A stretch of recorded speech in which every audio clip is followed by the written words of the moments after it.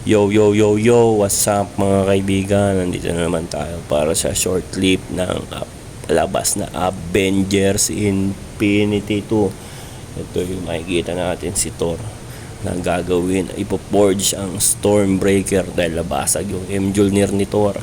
Ngayon, ito, makikita nyo sa palabas na to kung paano saluhin ni Thor ang napakainit na sikat ng star na makakagawa ng Stormbreaker. Kailangan ni Thor na gamitin ang kanyang lakas para hatakin at gumana ang paggamit na pagpagawa ng Stormbreaker, mga kaibigan. Ayan, nakikita yun, napakainit niyan, Thor. Diyos ko po, si Thor lamang po ang nakagawa niyan dahil isa siyang God. Kaya niyang saluhin kahit matinding init ng araw. Ayan, natutunaw na po ang mga bangal para sa pagpapagawa ng Stormbreaker ni Thor. At ito po ay gamit para matalo si Thanos. So ayun nga mga kaibigan, ayun, nakikita na natin nasusunog si Thor. Napakainit mga tol. Ayan na Thor. Ay tol pala. Ayan, nakikita na natunaw na yung bangal.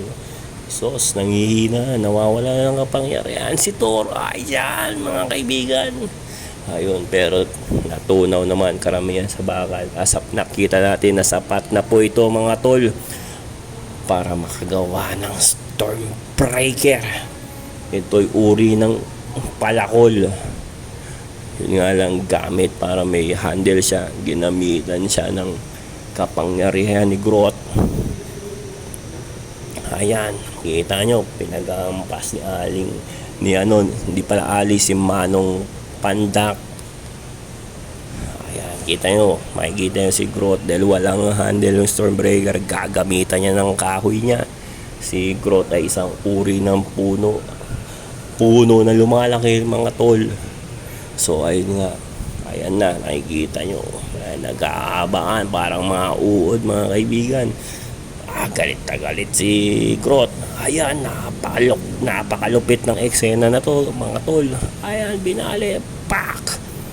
Ayan na, at naramdaman ni Thor ang kapangyarihan ng Stormbreaker. Ayan na, God of Thunder, bira.